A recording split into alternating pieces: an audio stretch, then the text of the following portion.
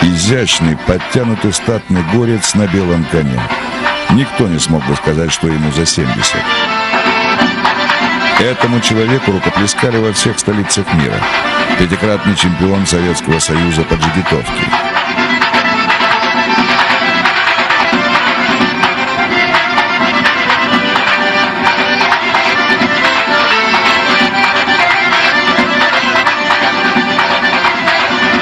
И одним из первых в мире этот человек, значит, прошел вот такой у них был трюк, под живот называется, когда этот наездник проходит под животом у лошади и, значит, потом садится в седло. Человек, вознесший свою фамилию на новую ступень славы. Истинный продолжатель своего рода и династии. Его уход для всех был неожиданным.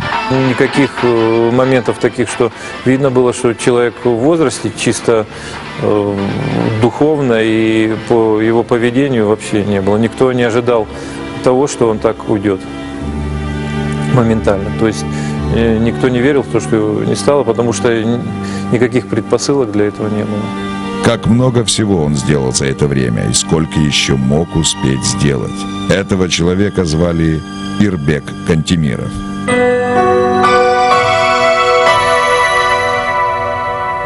Ирбек родился в начале июня 1928 года. Его отец, основатель цирковой династии наездников Алибек Кантемиров, работал в цирке с 1907 года. Ну, дедушка начал в 1908 году, по-моему, в цирке Малюгина. Он начал сольную карьеру джигита. Значит, первый, он был единственный и первый. Вышел на манеж и работал соло-джигит. Он фактически один исполнял все трюки, которые делает группа джигитов. После этого в 1924 году создал группу джигитов, куда входили родственники. С этой группы он уехал в Германию, долго гастролировал. Ирбек был средним сыном в семье Кантемировых. Можно смело сказать, что он родился и вырос на цирковой арене. Вообще, видимо, так было суждено, что в семье, где было 3 брата, Хасанбек, Ирбек, Хасанбек был старший, Ирбек средний и Мухтарбек, значит, вот все, естественно, с детства работая в цирке, значит, стали наездниками. Впервые на сцену Ирбек вышел в возрасте 7 лет.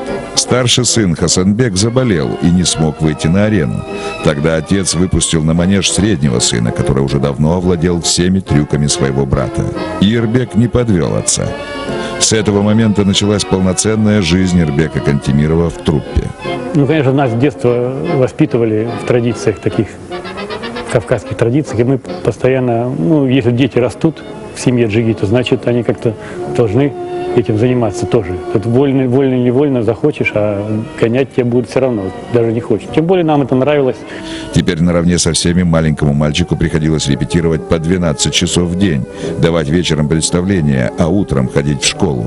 Образование – это отдельная тема в семье Кантемировых. Работали, учились, и как это, утром репетиция, днем школа, а вечером работа, и ничего, не нормально все было. Каникулы, у всех каникулы, а мы по 3 представления работаем, да. Раньше вообще работали по месяцу в одном городе, месяц-полтора.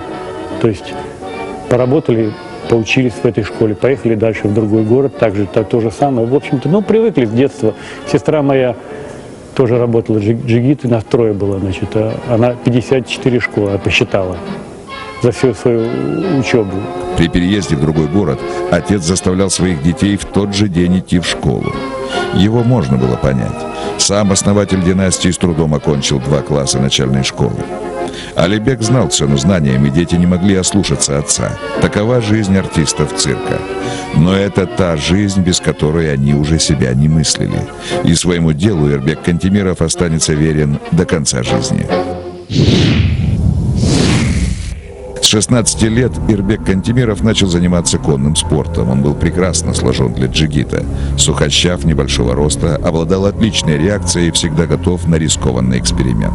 Если взять конституционно, я имею в виду по фигуре, то Хасанбек и Мухтарбек, они были высокие ребята, красивые, статные, а Ирбек был небольшого, скажем, роста, ну, не под 1,80 м, там от 1,70 м где-то, и худощавый. И вот исполнение трюков, скажем, что делал Ирбек, не мог сделать Мухтарбек, потому что он был рослый, здоровый такой. Когда в программу всесоюзных конноспортивных соревнований входило первенство по джигитовке, Ирбек 5 лет подряд становился чемпионом страны. Но вскоре он окончательно расстается со спортом и полностью уходит в цирк. Это упражнение носит название «Уральская вертушка». В джигитовке первое место занял мастер спорта Ирбек Кантемиров.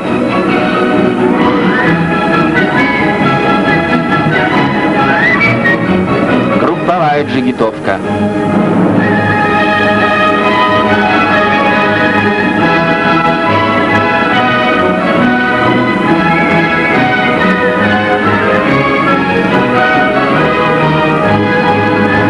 Но это великолепная труппа, в которую входили необыкновенные джигиты. И одним из самых сильных джигитов того времени был Ирбек Кантемиров. Работая в цирке, он выполнял необыкновенно сильные трюки. Плох тот сын, который не хочет превзойти отца. Так любил говорить Алибек Кантемиров. И Ирбек полностью оправдал его надежды. Он придумывает интересные и опасные трюки. И именно Ирбек впервые в мире, мчась на спинах 2 коней, взял барьеры. Опаснейшие трюки под живот и вокруг шеи бесстрашный джигит выполняет с закрытыми глазами. Трюк под живот, потом вертушка называемая, знаменитая вертушка Ирбека на шее, когда он вместе с саблей во рту, и он на шее делал вертушку, значит, проскакивал под шею у лошади, и потом садился в седло. Голая джигитовка была. Ирбек сторонник был такой. В хорошем смысле консерватор был, но школа была отличная, конечно, что говорить, потому что по всей стране учеников очень много, и все вспоминают только по-хорошему. Он был очень требовательный, жесткий, но это вынужденная мера, как говорится. Поэтому ребята выросли такие нормальные, все хорошие и мастера своего дела. Но пришло время, и перед Алибеком Кантемировым стал вопрос, кому же передать труппу. 2 взрослым орлам в одном гнезде тесно. Настала пора каждому из вас отправиться в самостоятельный полет. Эту фразу Алибек Кантемиров сказал своим сыновьям незадолго до своей смерти. Старший брат Хасанбек с женой и 3 сыновьями организовал свою труппу. Ирбек же с младшим братом Мухтарбеком взяли труппу отца. В 1971 году, значит, разделились. Папа с нами ушел, создал свою труппу, а дедушка остался с Ирбеком. Вот Ирбек был руководитель там. После разъединения братья не стали слепо копировать прежнюю программу. Каждый пошел своим путем. Так наступил новый период в жизни Кантемировых. Вместе со своими братьями Ирбек Кантемиров стал широко использовать свое мастерство в кинематографе. Этот знаменитый фильм «Смелые люди», естественно, все о нем всегда говорят.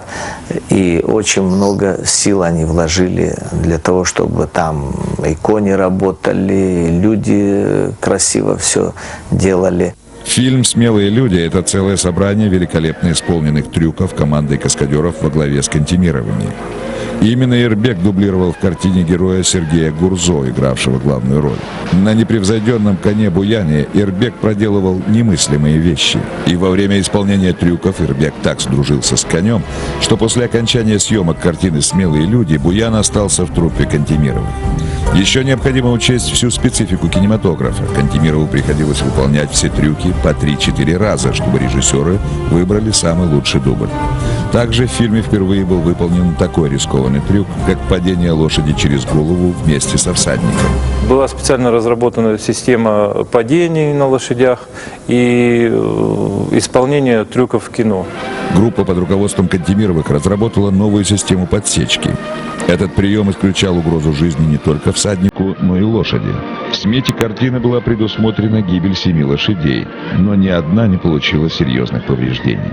Всего же за свою карьеру Ирбек Кантемиров снялся более чем в 20 фильмах.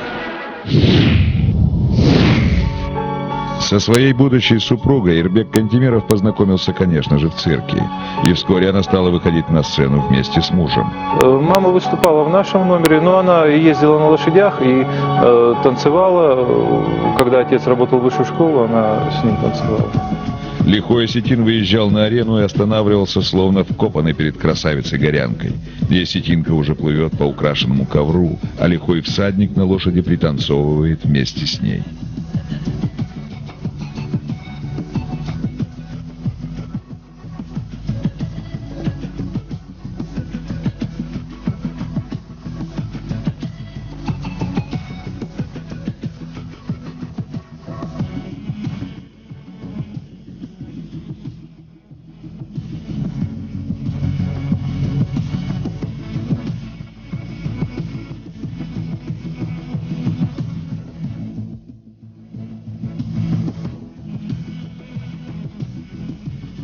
Все это выступление пропитано лиризмом и любовью.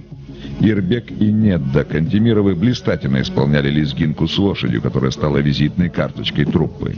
А потом пришло время вводить в труппу нового члена, сына Майырбека. Отец как бы дал мне выбор, то ли остаться с лошадьми, то ли идти своим путем. Но мне это нравилось, и как бы я начал работать. Коллектив этот был очень сильный, и в этом коллективе воспитывался, естественно, и его сын Марик Кантемиров. Значит, и мама работала там, Марика мама Неда. Значит, много красивых номеров было. И всегда там, где они были на гастролях, они всегда пользовались успехом. В такой семье гены берут свое. Майырбек также стал выступать вместе с семьей. И именно ему Ирбек Кантемиров передаст труппу, когда наступит время. Ну, много лошадей они воспитали. И лошади были самые разные, интересные. Никто так не любил и не понимал лошадей, как Кантемировы. Все животные в цирке – это прежде всего артисты. Они так же, как и люди, требуют отдыха и понимания со стороны ближних. Ирбек Кантемиров – тонкий знаток дрессировки. И отец всегда стремился к тому, чтобы как бы найти понимание с конем. Не через силу, а именно за счет своего знания. Лошади Кантемировых выполняют на первый взгляд совершенно невозможные вещи. Ирбек придумывает разные способы, дает понять животному, что нужно сделать. Он общается с ними как с людьми, говорит, что плохо, а что хорошо.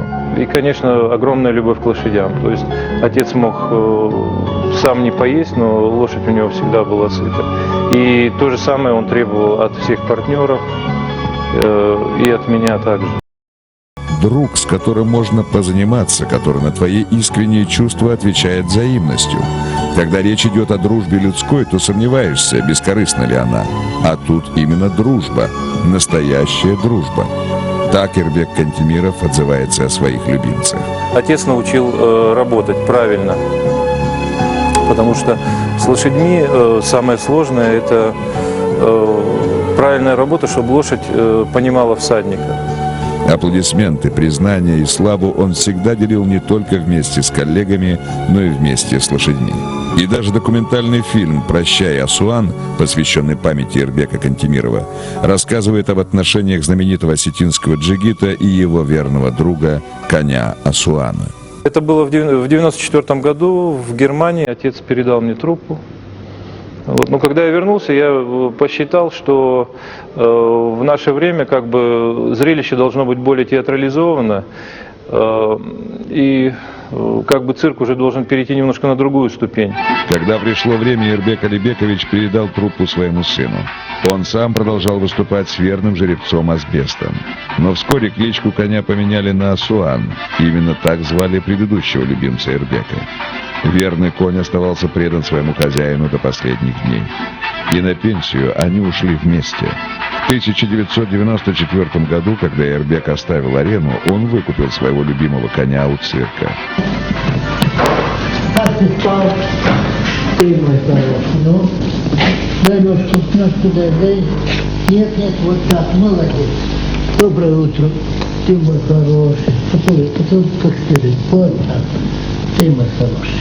Ну, готов, сейчас пойдем на репетицию.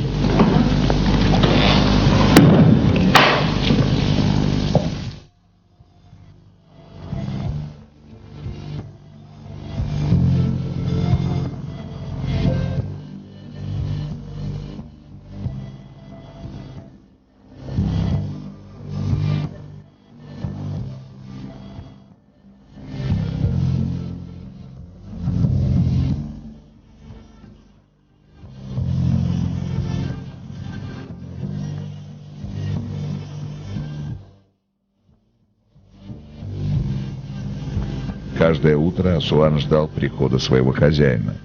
Он помнил все, чему учил его Эрбек. И после его смерти Асуан еще долгое время повторял те движения, которые когда-то выполнял на арене. И также ждал прихода своего хозяина, вернее, друга. В мир иной Эрбек Кантемиров ушел рано. И случилось это именно тогда, когда все близкие, родственники и друзья меньше всего этого ожидали. 9 мая Эрбек и Асуан последний раз выступали вместе. У нас есть известный Кировский конный завод, он в Ростове находится, и отца часто приглашали туда выступать. Вот. Но он так вырвался не в очень хорошем состоянии туда, полетел. Я как раз был с ним там, но он выступил, потом стало плохо. Связи как бы с выступлением не было, но просто в этот момент он оказался там. Сделал очень много добрых дел, но, к сожалению, вот неожиданно, просто вот, мы все были в шоке, когда мы узнали о том, что случилось с Эрбеком.